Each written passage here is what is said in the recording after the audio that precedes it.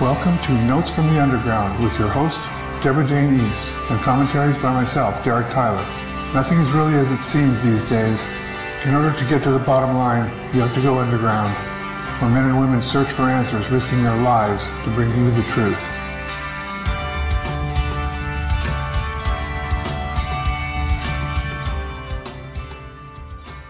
Hello, everybody. This is your host, Debra Jayne East, and I'm happy to have a special guest from across the seas, Mr. Jon Hanson. And he has written, along with his partner, Dawn Holloway, a series of encyclopedias which focus on a lot of the British UFO phenomenon.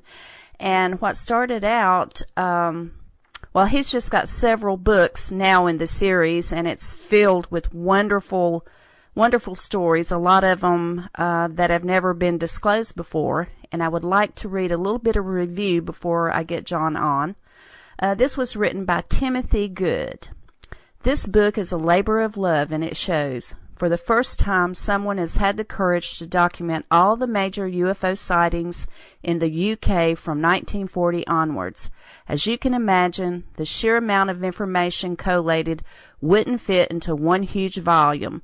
So this is the first in a series. Jon Hanson and Dawn Holloway have done an incredible job in sifting through the myriad of reports, documents, and interviews for the period of 1940 to 1959, which this volume covers. Added to this are the stunning illustrations of David Sankey, which really made this wonderful piece of work. From civilian sightings of UFOs to Foo Fighters to the beginning of the modern era of the UFO myth, this book has it all. Well, welcome, Jon. That is quite a review of your first book, Haunted Skies. How are you doing? Right, thank you very much. That was very kind of you. And looking back now, of course, the first volume, that was started in 2010, and that involved a number, something like 400 or 500 miles a month back and forth to see my ex-publisher in order for us to get all this set down properly. After we'd done 6 volumes, and each volume seemed such a long way ahead, but we did 6 volumes and then realized that we weren't prepared to keep a volume down to 320 pages black and white. We wanted to improve the book with color, and we also wanted to certainly make it 600 or 700 pages, mainly because we need to get this information out there. So currently we're working on volume 10, and I've decided, probably rather foolishly, to cover quite a lot of cases in the States and Australia. So I don't know what size this particular book will be, but it will be all prior to 1988, because that's what we're working on at the moment. So anything prior to 1988, but absolutely fascinating. I feel very passionate about this. A lot of people think that I'm rich and famous because of all these books, but Dawn and I are not rich and famous. we're actually very, very much in debt, but we do have the satisfaction of knowing that we've documented this, and very meticulously too, very, very detailed, and something that I might expect from someone with your background as a police officer. Do you want to tell our audience a little bit about your where you come from and your history of your work, what you did and everything before you got interested in UFOs?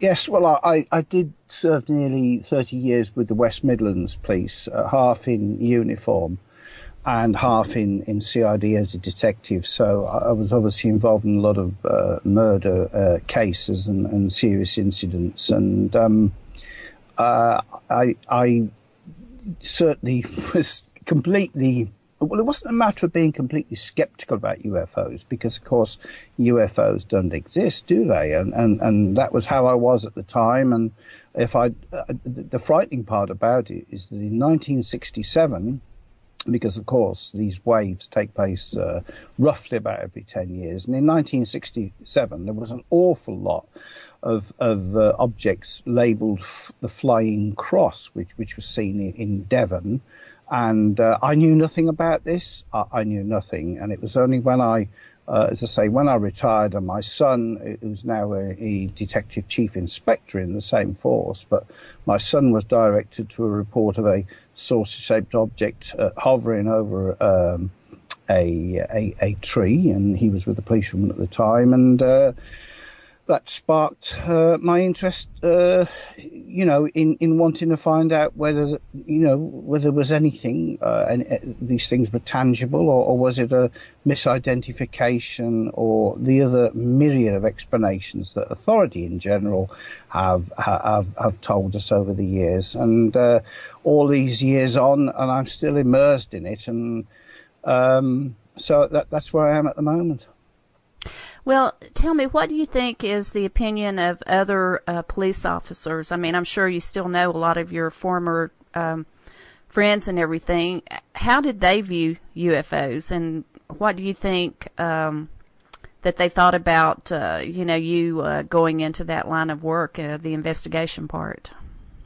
Well, I think that they actually, like most people out there, view people, when I say the term us, I mean you and me and many others, as being slightly having some sort of mental issues, for want of a better word.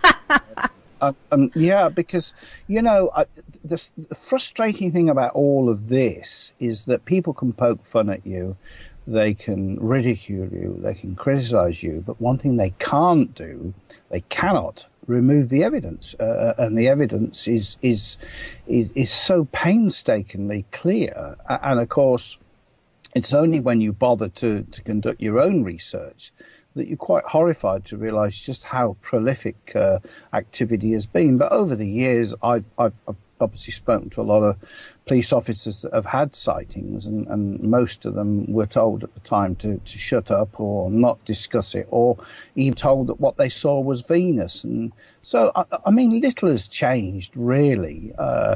Do you think Paul Hillier coming out, he was the former Minister of Defense, and he was at the citizens' hearing for disclosure, he came out and said that aliens are real, UFOs are real.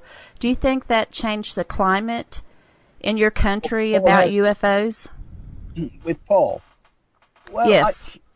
Well, yes and no, because in actual, I've got a letter from Paul here in front of me. I sent him one of the books, and he sent me a nice letter back.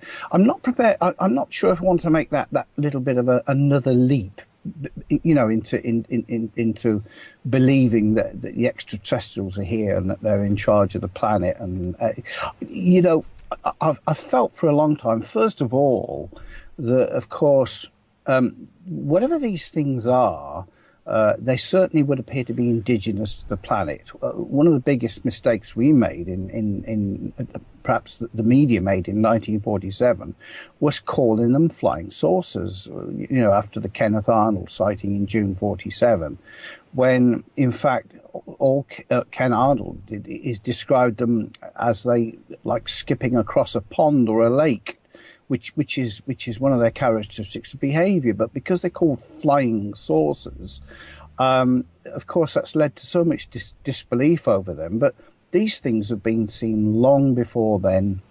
But of course, what label could you put on them in, say, the 18th or 19th century? And for a start, communications obviously were pretty poor then, and if somebody reported seeing something very odd, they'd probably in the medieval ages they would have burnt them at the stake. So that's the good thing. They're not burning us at the stake anymore, Deborah. Anyway, are they? Yet?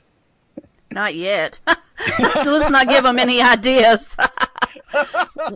Well, you have a very famous case over there, and it's back in the spotlight again because Burroughs and Penniston are coming out with a new book on the Rendlesham Forest.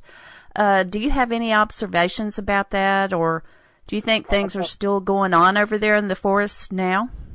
Well, when we covered the 1980 period, first of all, we'd spent a lot of time in the forest. We'd met Brenda Butler many years ago. She wrote Sky Crash with Dot Street and Jenny Randalls, and that was her investigation. And in fact, the The first person to know about it was actually Brenda's ex-partner, which was Chris Pennington, and he was told by the security guard Steve Roberts, whose identity I am aware of. This was a pseudonym used for Sky Crash. He described seeing the craft land and aliens come down and meet members of the United States Air Force in the forest. But there's an awful lot of myths behind it. There is actually an awful lot of disinformation and an awful lot of rubbish published about it. So we painstakingly covered that particular case, and it was thanks to Charles Holt, Colonel Charles Holt, who I was in regular touch with, and a number of questions were put to him. And he replied very sensibly and gave me his views and told me if it was okay to publish. And we are quite pleased with our, if you like, our review on Rendlesham, thanks to Colonel Holt and also Dot Street and Brenda Butler, who was very, very helpful. Brenda has a photographic memory, and it's as crystal clear now as it was 34 years ago, whatever it was, 34 years ago, as to what happened. So, I mean... Do you think there's more evidence to the case that the public knows about? Because, I think I saw that there were pictures taken. I don't think all of the pictures have shown up, have they? Well, what pictures? I mean, there are allegations that photographs were taken. And I mean, it depends on whose story you look at. I've got to admit it was not a particularly pleasant period for me personally to, shall we say, liaise with a certain persons involved in it, and I'm certainly not going to name those people, but it was, everybody has their own views and opinions. I mean, people over the years have come up with all sorts of bizarre explanations, ridiculous, but I suppose people just want sort of 5 minutes of fame or whatever. And, I say I've not seen what Nick Pope and John and Jim have done, but I wish them the best of luck with the book, and obviously I will hopefully obtain a copy. But my job's done. As I say, we've been pretty thorough with the Rendlesham stuff, and we've ironed out a lot of things, a lot of hoax photographs and hoax pictures, and that probably took us something like about too many years to sort out. So I am actually glad that I've passed it and got on with other stuff. Well, I was reading the other day and was made aware that Jesse Marcel Jr. had passed away, which was one of the people. His father is the one who found pieces of the craft and everything, and they were saying that since his death that they think that a lot of the Roswell interest will die out, and that the focus is going to be on Rendlesham because they have the best documentation and everything. So interesting that their book is coming out. But we're going to take a short commercial break, and we'll be right back with our guest, John Hanson.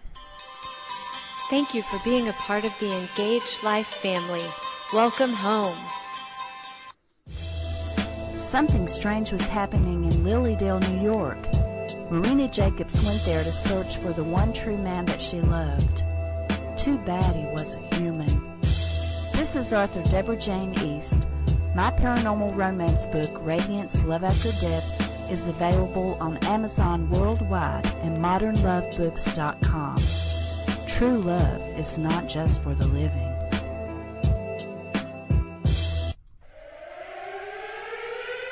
Join Debra Jayne East for Skywatchers, a show for the UFO enthusiast. Skywatchers is on ELR.FM. Check out the schedule for the live show by going to ELR.FM. That's EngageLifeRadio.org. Skywatchers with Debra Jayne East. Welcome back to our show, Skywatchers, and our guest, John Hanson. John, I would like you to go over a few of your cases that you feel like had the best evidence? I know, Lord, you've got tons of cases in all your books, but you must have some that are your favorite or some that really perplexed you. Would you like to go over some of those? As you've just said, I have so many, but there are some that certainly stick out. I mean, if I could just before we perhaps talk about that, if I could just say, going back to Rendlesham, the odd thing about Rendlesham is that there has been a lot of sightings which are judged paranormal experience rather than UFO. Sometimes I wonder if there's actually any difference, but there has been a number of sightings of strange things in the forest, and also some most peculiar, very strange mists that resemble figures. And also, when I mention the word orbs, most people will perhaps think, well, orbs, they're just digital camera effects or condensation. And of course, I was a believer of all of this once, but certainly not now, because I've spent enough time down there and seen some extremely strange things, which I've not photographed elsewhere. And I've actually seen them with my eye as well, without the camera. So, you know. Well, I talked with a former guest on my show, Derek Savory, and he was talking about the stones that just land in front of people on the ground, and they're a little bit warm to touch. Have you heard anything about those or experienced any of that? We have on at least, I think, 3 or 4 occasions. Because, you know, when you first tell people about the stones, they look at you as if to say, well, you know, let's rationalize this. Let's apply human logic and say that if stones have fallen, they've probably been either dropped from a bird's beak in the middle of the night, which is rubbish, or it could be a meteorite, which again is rubbish, because these are not meteorites. They're not being dropped from the sky. They're being levitated from a sideways position.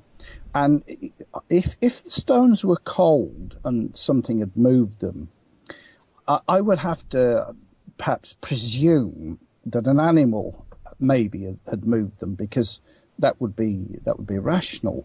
But what causes the stones to heat up? And they are actually very warm indeed, far warmer than body temperature. It would be some kind of friction, wouldn't it? Well, yeah. I mean, it's bizarre, but I wonder if the friction is caused by them coming through wherever they're coming through, because if you picked up a stone and threw it, it wouldn't be hot. So it's a conundrum. It's some people would say, oh well, it's poltergeist behaviour, and of course, you know, similar reports of apports have happened all over the world.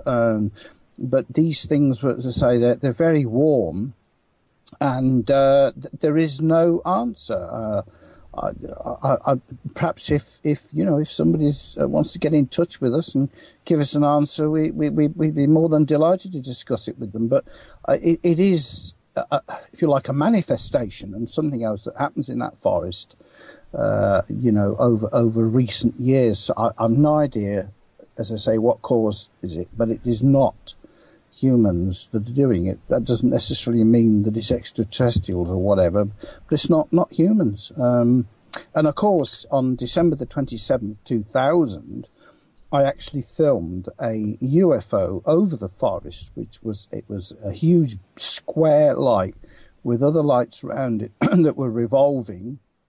And I think somebody from the local BBC radio station came to see us and interviewed me, and I think there was about a few lines in the paper, and that was it. But you know, it was still I've never seen anything like it since, and certainly we are regular visitors to the locality and know it pretty well.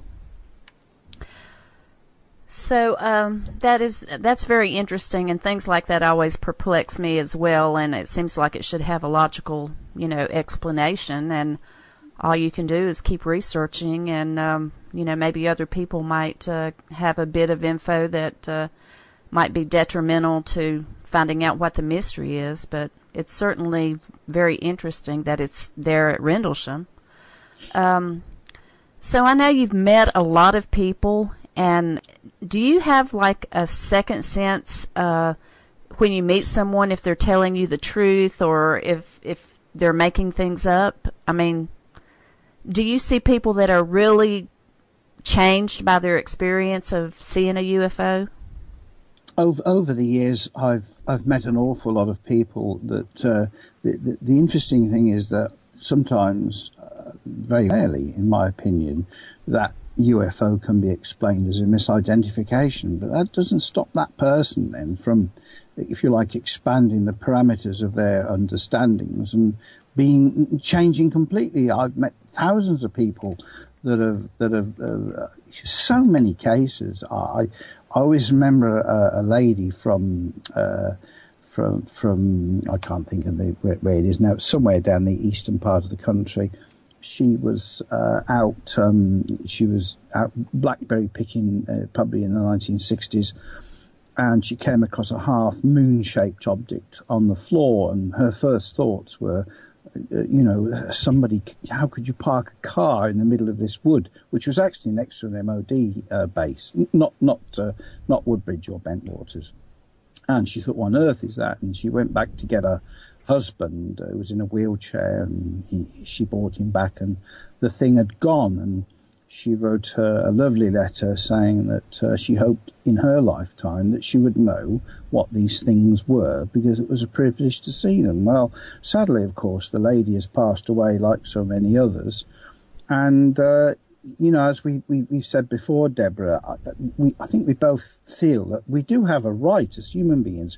We have a right to know, what lies behind all of this, good or bad. We have a right to know. And yes, I've spoken to so many people. There was the 1981 case of the three ladies that were on their way home from a nightclub when this UFO hovered over them.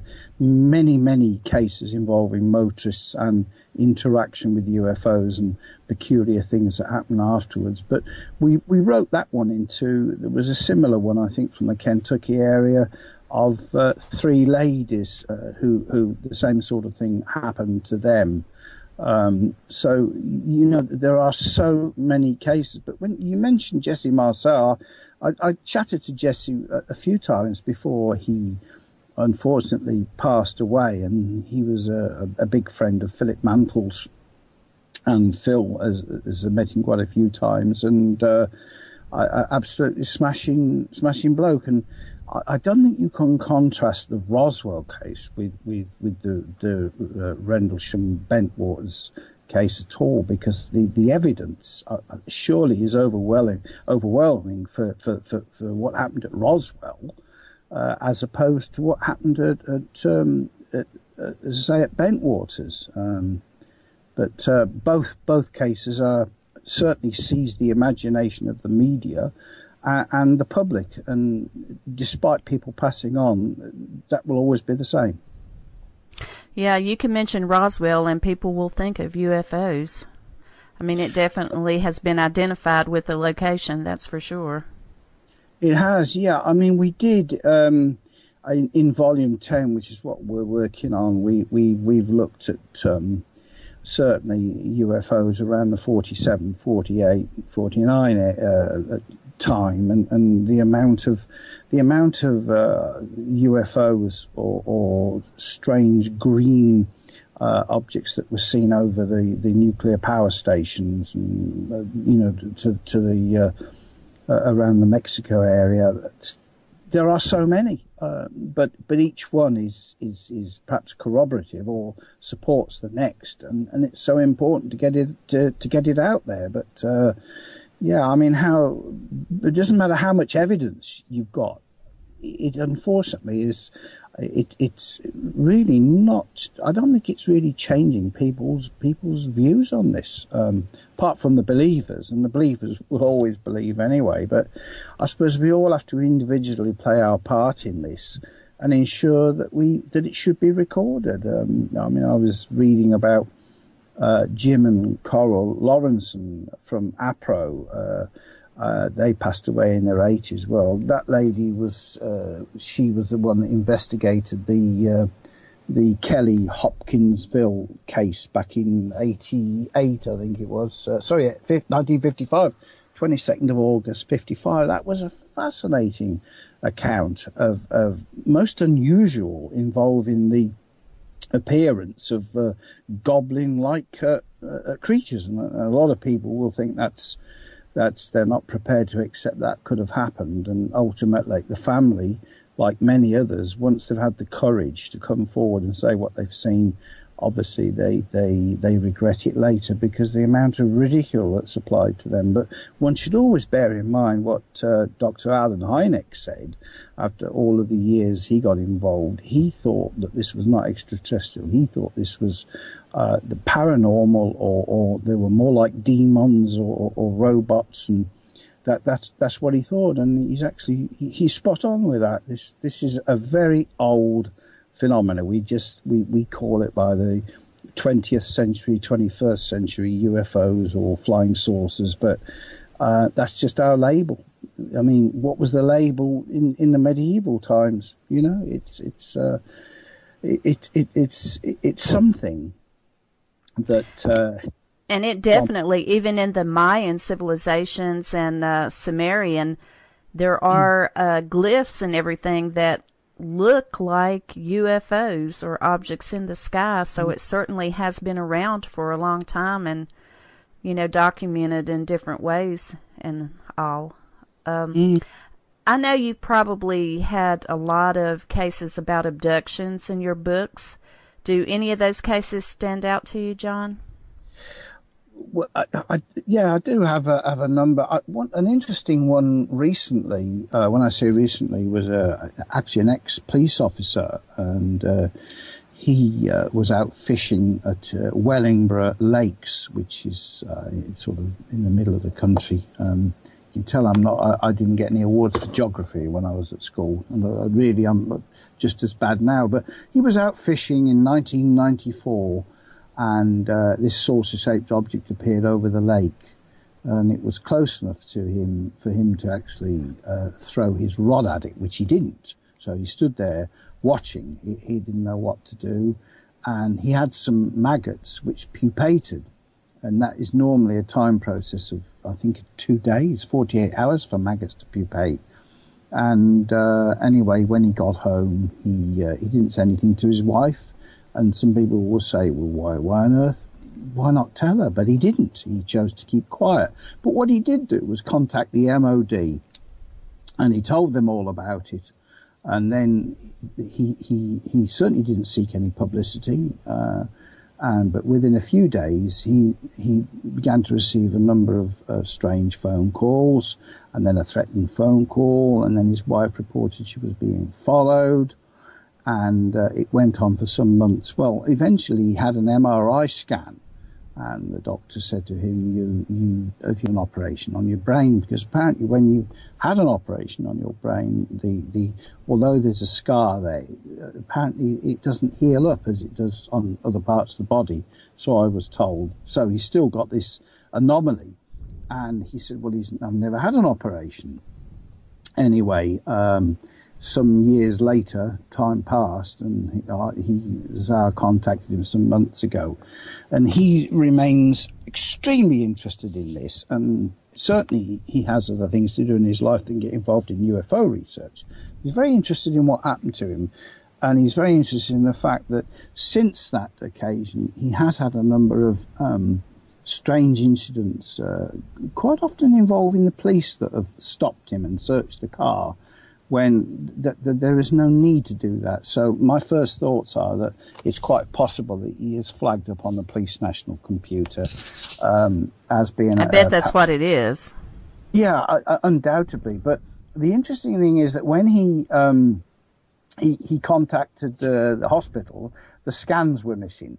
So he went to his doctor, and the doctor said to him, well, don't worry about that because we have it on documents. And the documents weren't there either. So that's all been disappeared. Probably about 2 years ago, before he moved from Wellingborough, he no longer lives there and he's divorced.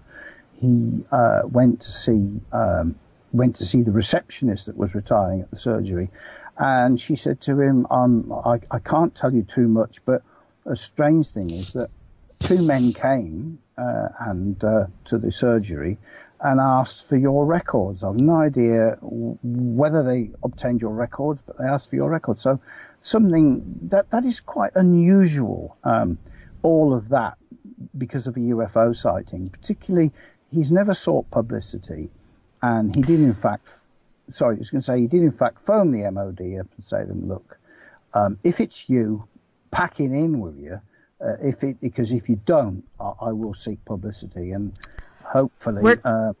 We're going to take a short station break and come back to this very interesting story with Jon Hanson. Thank you for being a part of the Engaged Life family. Welcome home.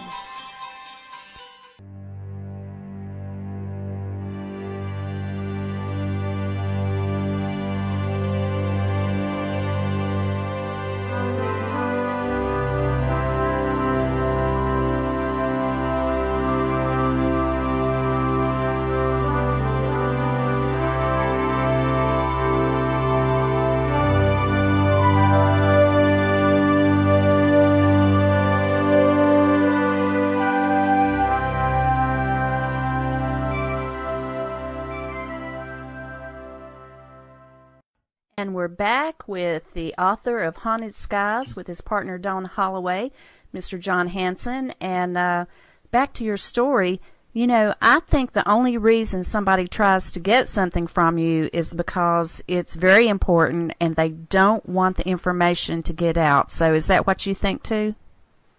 I think that was the position some years ago. This was 1994. I don't believe now, hopefully, that they will bother people like they used to, because to all intent and purposes, they've achieved their aim with keeping this subject under wraps.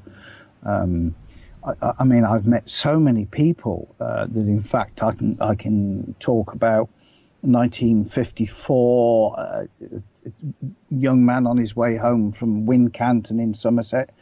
Nigel Frapple was his name, and Nigel saw this saucer-shaped object in a field, and he told his brother, and the brother told the BBC, and the BBC turned up, and apparently the circle was still there sort of 2 years later.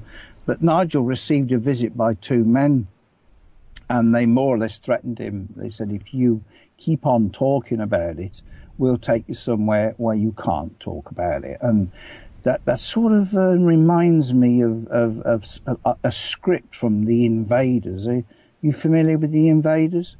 Yes, I sure am. Yeah, I find that is, because it's showing over here, and of course that was produced in 1966 with Roy Thinnes, who played David Vincent, and you know, that has a touch of reality about it. I'm not saying that they're going round killing people, but certainly threatening people and threats to UFO witnesses were quite a common character of UFO sightings from some years ago. In fact, there was a lady called Molly Tilley, and Molly's probably passed away now, but some years ago she spoke to us about an incident involving her mother, who was living out at Hereford, and apparently sometime in the morning the farm, this was in 1947, and they heard the sound of the dogs barking, and they thought intruders were going to attack the house. So her partner, her husband, loaded a shotgun, and they went outside to have a look, and this particular farm made they produced apples for cider then, and according to her mother's account, they saw a dome-shaped craft actually descend onto the ground, and then they saw three silver-suited beings come out, and apparently they picked up some apples and a piece of turf, re-entered the ship, as they referred to it, and shot away. Well, the next morning, Frank telephoned the police, and the Air Ministry came out, and they checked the area, which recorded high levels of radiation. And in fact, Frank was threatened with dire consequences if he told anybody what happened. So it's stories like that. I appreciate that. I unfortunately am not in a position to interview the two persons concerned, but why on earth would a lady in a as I say, in the 70s make up this story? And in fact, we were able to ascertain, and I've got photographs of the couple concerned with the family dog outside the wicker gate where this happened back in 1947, and we know that they lived there. So that, as I say, that's one of probably thousands I have, but nevertheless an interesting case. I've noticed that radiation seems to come up a whole lot, whenever there's been a landing of a UFO craft, or I know in Rendlesham they said there were radiation readings, I believe, and several other well-known cases. So that definitely is a piece of evidence that would be hard for anybody to fake. So I agree. Yeah.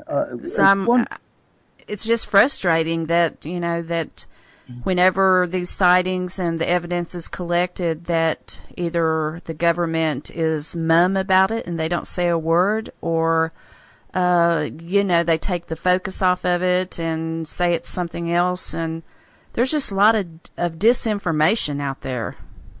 There is. A lot of disinformation. Yeah. We interviewed Jesse Rostenberg, October 1954, 21st. Jesse was at, I'm using my memory now rather than the book in front of me, which got all the information, but Jesse was waiting for her two children to come home, and she heard this sound like water falling, and looked up, and there was this object hovering over the family farmhouse. And in it were three figures, and they looked out at her, and then this thing took off and disappeared, and managed to find a teacher from a Roman Catholic school in Stafford that saw the thing going over, making this noise like a tractor, but Jessie called the police, and she was interviewed by them, and they thought she was very genuine. They couldn't explain what she'd seen, but she had a problem with her blood, and when she went to see the doctor thought she'd been exposed to something radioactive. Well, eventually her health was restored, and we interviewed her, I think, 4 or 5 years ago, and but so many ladies like Jessie and others that have seen craft come down and then received a belt of this, if you like, this UFO radiation, ultraviolet radiation, and then had to suffer the consequences. And of course, when they tell people what they've seen, people still laugh at them. Most people do, anyway. Yeah, I think it's sad. I remember the first UFO case I saw on TV was Betty and Barney Hill, and you're familiar with that, aren't you? Yeah. And I saw them on Art Linkletter, and I was totally amazed. I hadn't even thought about UFOs or that there could be anything from another planet, but that case definitely was very fascinating, as well as the Walton case. What do you think about those two cases, the Barney Hill case and the Travis Walton? Were you impressed by the things that you heard? Absolutely, yeah. I mean, they're so genuine, and but that's quite an involved case with the Hill case, isn't it? There's an awful lot of information on that, and over the years, all they've ever done is tell the truth, and but it's a lot for people to take on, isn't it? Because don't forget, maybe like yourself, or once I had no interest in it because I didn't think that I never thought that UFOs existed. And then when I realized that UFOs did exist, it was another sort of giant leap to realize that they appeared to have occupants, because on a number of cases, people had seen small beings around the side of the craft, apparently doing something to the ground. And do have quite a lot of cases like that. And then you think, well, but are they actually part of the craft, for want of a better word? And I mean, is it a structured craft, or is it a sort of a paranormal craft? Or so many unanswered questions about these things. And also, one has to bear in mind that would you and I perceive the same thing? And because sometimes the brain, certainly something triggers the brain off, and maybe we wouldn't all see the same thing. I don't know. Yeah, it definitely is mind-breaking to think about all the different possibilities of some of these sightings and what could have been the purpose. You know, that's what I remember thinking about Betty and Barney Hill, because they were just going home. They didn't ask for anything like this to happen. It was not in their personality to come out and make this stuff up. So it's definitely intriguing and gives it more reality. Well, you have a case that I think I really enjoyed reading about, and that's the Margaret Fry case. Could you tell us a little bit about that and what all you found out during your investigation? Yes, well, Margaret rang me last night. Actually, we often talk, and Margaret is probably, she won't tell me her age, but I would say it's something like, yeah, very, very personal. Typical of a lady, huh? Yeah, but she used to live in Bexley Heath in Kent, and as a housewife there. And she was on her way to the doctors, I think the 17th of July, 1955. Her son he'd got heat stroke. It was a hot summer, and in those days, it was very difficult to get medicine on a Sunday. And she picked up the locum, and his name was Dr. Thu Carter, came to see her, and they set off in these little probably little Austin 7 or something to go and get this medicine. And on the way there, a shadow fell over the car and it spluttered to a halt. And they both got out, and the doctor said to her, I don't believe what I'm seeing. These things do not exist. I don't believe it. And it was a classic, if you like, an Adamski, because that's what it was, a typical Adamski type saucer-shaped object with the three globes set at equilateral in an equilateral triangle underneath, and this was hovering over them, and then it flopped onto the pavement, probably about 70, 80 feet in width, with a dome. And then it slowly took off a short time later, by which time a number of children had come over to have a look at it, and they were running about saying a flying saucer's landed. Children just say it like it is, don't they? Well, they do, because but it's again, it sounds so bizarre and incredible, and I foolishly thought many years ago that, of course, an Adamski flying saucer was just a sort of maybe it was a lamp holder or something, but that's rubbish, because the amount of people have described seeing three separate objects. And think about it, the triangular UFOs from the 80s, three separate lights set at equilateral distance from each other. The three predominates the whole of the work that I've done. I accept on occasion somebody might see 4 objects or 10 objects, but 3, you can plot these objects right back to the turn of the century, 100 years ago. Anyway, she, after discussing it with her, we took Margaret down there, and this was about 4 years ago, and she went round delivering leaflets through people's doors, asking if they knew who they knew if any of these children had witnessed it. I mean, this was like 50 odd years ago. The chances of that was remote, but she went and did it, and I thought, well, what a courageous woman. But very. So yeah, but other people had seen it, because a woman in the road a couple of days before and I interviewed her before she passed away, but her mother had seen it, and so had she, and it was over the school playground.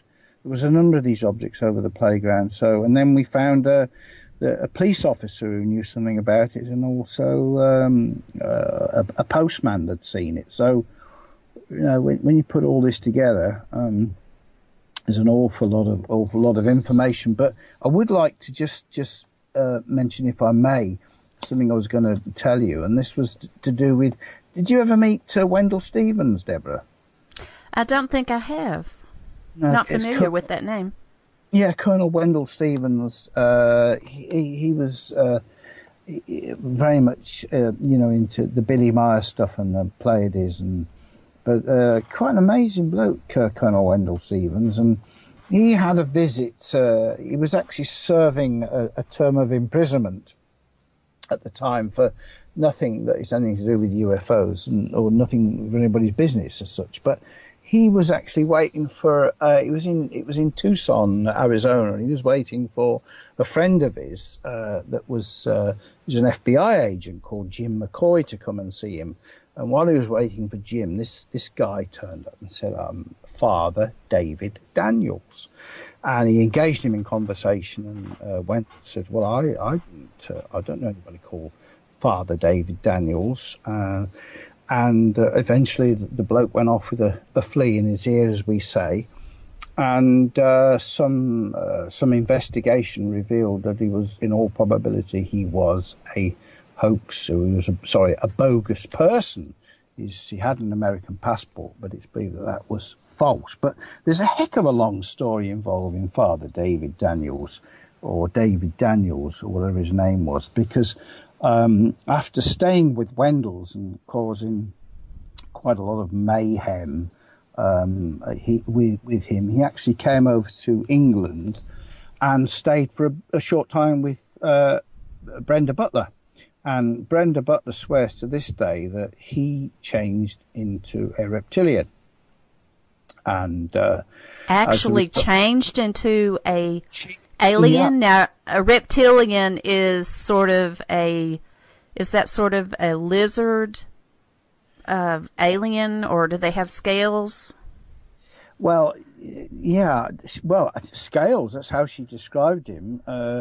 And he then changed back, and certainly my first impression was well, really, I can't possibly believe this, can I? But but it's, Deborah, it isn't my job to believe or disbelieve. As long as somebody is genuine and they believe, if it forms part of our social history, it's worth recording. And the fascinating thing about David Daniels is that he was introduced to Ralph Noyes, who was head of the MOD at that time.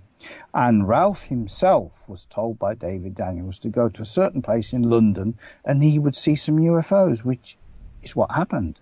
Then Brenda took him to see the Lord Hill Norton, Admiral of the Fleet, at the MOD in London. Now, how the heck could you actually even do that now? But she took him to meet Lord Hill Norton, and Lord Hill Norton certainly wasn't interested so much about Brenda's book Sky Crash. He was interested in David Daniels. So that all this is recorded, and it's we put this in volume 9, and there's an awful lot of information about this. But it's fascinating. And anyway, apparently then Brenda, there weren't many people that got on with David Daniels, but Brenda did. And then he actually left Suffolk, and the last thing she had was a phone call from him saying that he was on his way to join his ship. Now, of course, was that a spaceship or was that a ship? I don't know. But do you think he's still alive? Well, he was alive up to about 6 years ago, because I have a report from a lady in Hawaii who met a gentleman who we think is David Daniels, and this lady and her colleagues had, shall we say, an unpleasant experience with him. But he, say, when he phoned Brenda, he said he was wanted for a a murder. Now, I checked with Scotland Yard and wrote to them and asked them if they had any suspects called David Daniels for a murder in London.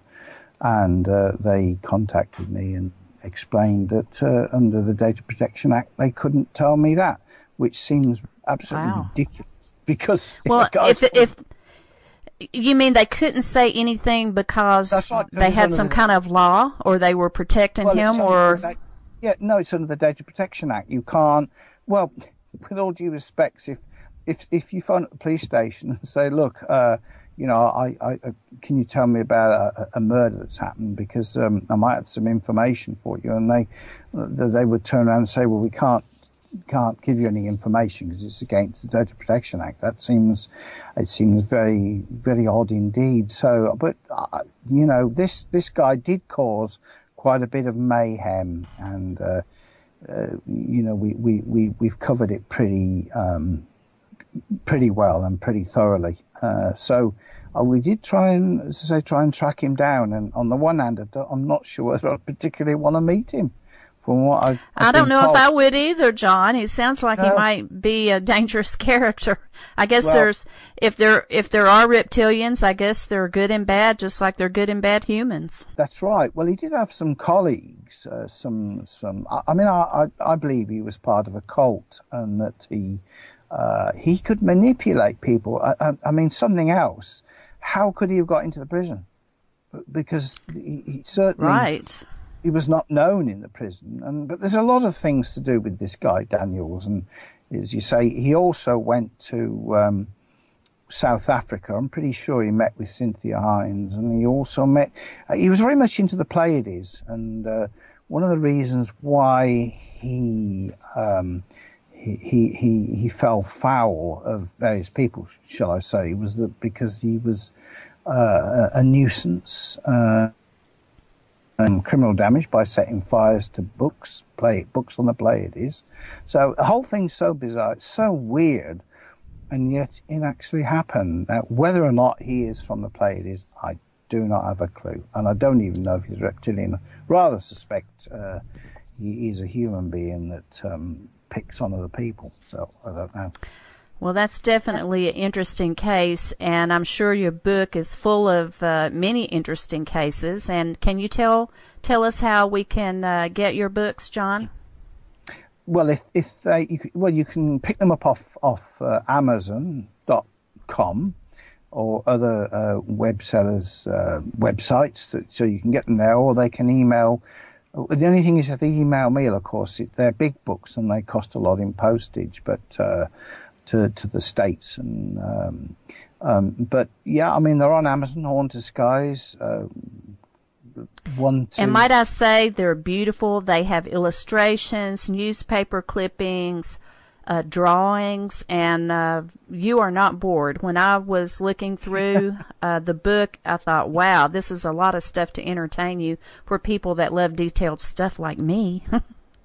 So I think people really enjoy the books. That's kind of. It has been it's been a passion with us, and all we want. It's cost us an awful lot of money, but the books are people have only got to read the books, and they are marvelous books.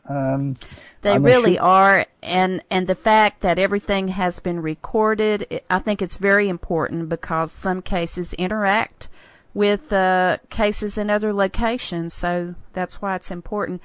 How many more volumes do you think are going to do, John? We just have a couple of minutes. It depends how long I'm going to live. Well, I hope you live a long time.